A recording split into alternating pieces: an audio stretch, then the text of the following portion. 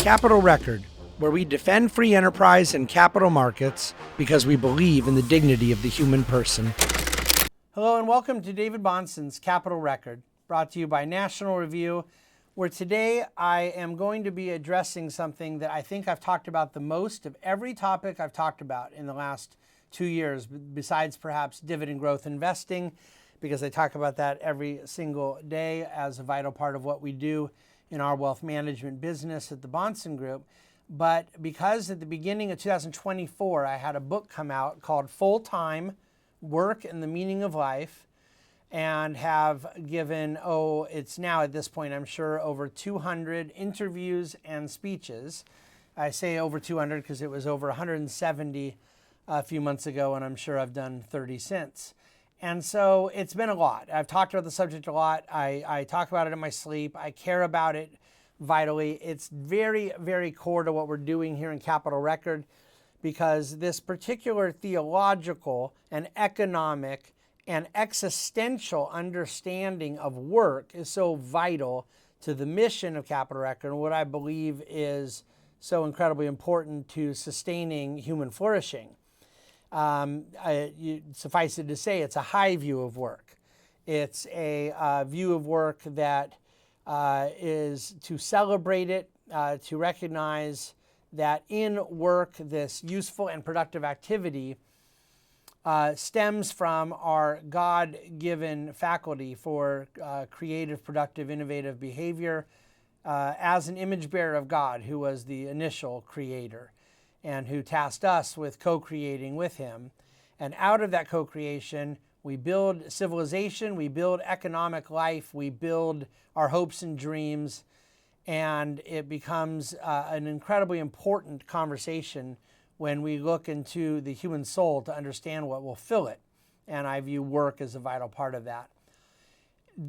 Consequently, I had a whole chapter in that book dedicated to lambasting this concept of work-life balance, an expression that I have argued time and time and time again is incredibly disingenuous, that it is intended as a subtle and rather clever rhetorical device to belittle work, and that it has very little to do with enhancing the other elements of our life, but in fact is meant to pit work against life.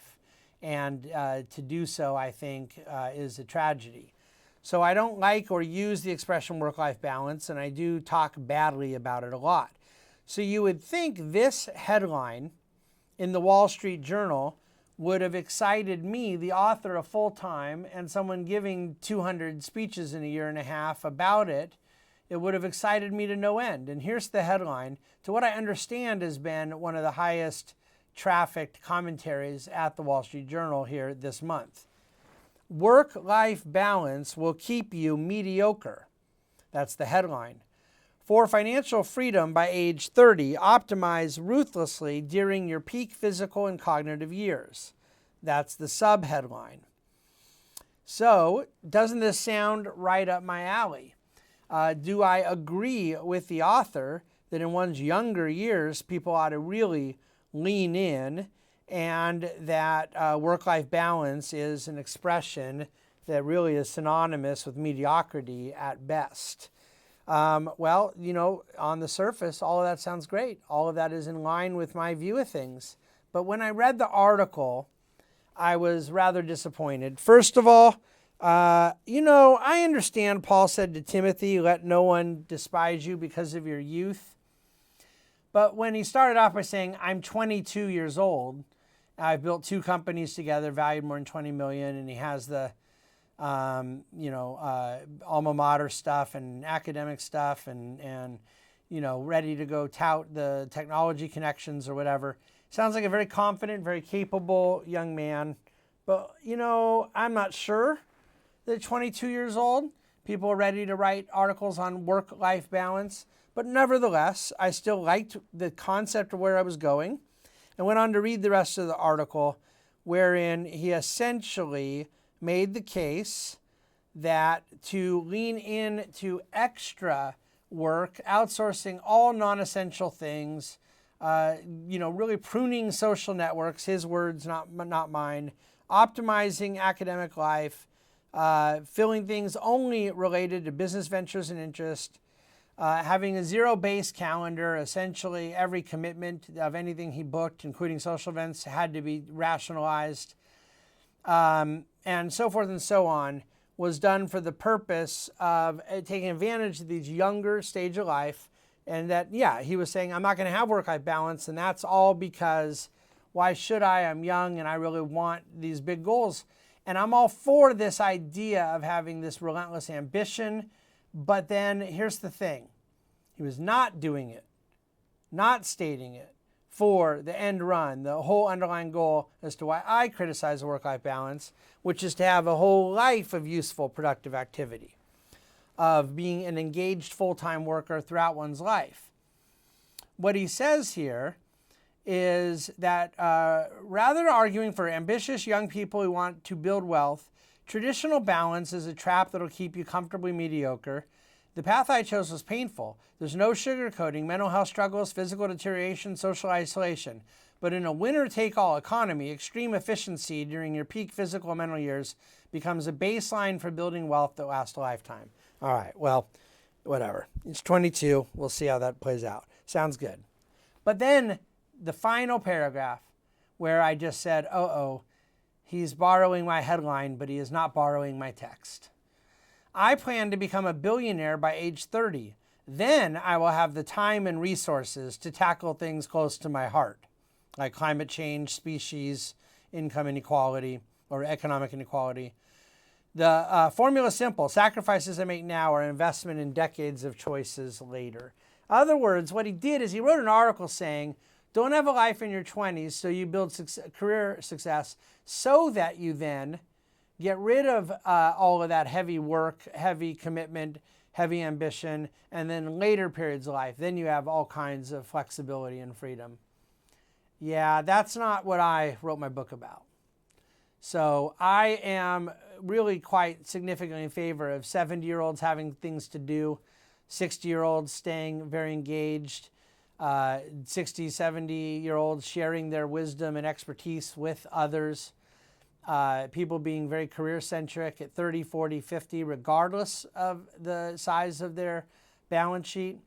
I agree that people in their 20s, that is a peak time for physical and mental energy, and I recommend people really lean into it. I always recommend, whether you're 20, 25, 30, 40, other commitments in your life, they're not about balancing. They're a matter of having the wisdom to maintain all of one's commitments and responsibilities. One ought to be, if they are a parent, if they are a spouse, if they are in a church, if they are part of a community, I think people should be always and forever doing all the things they're supposed to do at every age.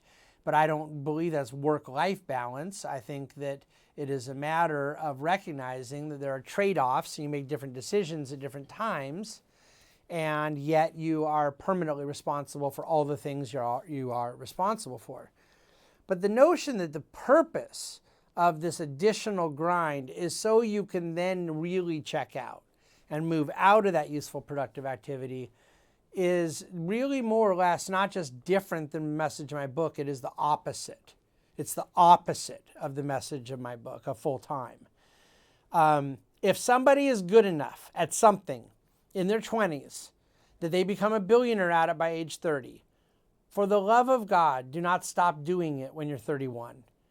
Do more of it in your 30s, because you have to be awfully good at something to become a billionaire at it in your first 7, 8, 9 years of adult life. And I heartily recommend that people not view the point of hard work young so that they can then move on into other things, whether it be play, or he used a couple high-sounding priorities like climate change and species extinction or whatnot. You know what I value in this stage of my life, that I continue to work as hard as I've ever worked, regardless of my own economic position? I'm worried about extinction too, but it's not species extinction or what sounds like he's doing a kind of animal rights thing. I worry about work extinction. I worry about people being extincted from the joys that make life worth living. That's what I worry about. So my recommendation is someone continue working and preaching the message of work, not as an escape from the very work that they're writing about. That was a very interesting bait and switch from the headline to the final concluding paragraph in this article, which the link to which is in your show notes. The purpose of repudiating work-life balance and pressing hard with your ambitions is so that you can have a fulfilling life through each decade of your existence, not so that you can check out and then all of a sudden rewrite the playbook, which I find incoherent. Thank you for listening to David Bahnsen's Capital Record. I will be back at you here in a couple of days, and I really recommend, if you missed it, last week's podcast on my critique of government getting involved in the private sector. Thanks so much.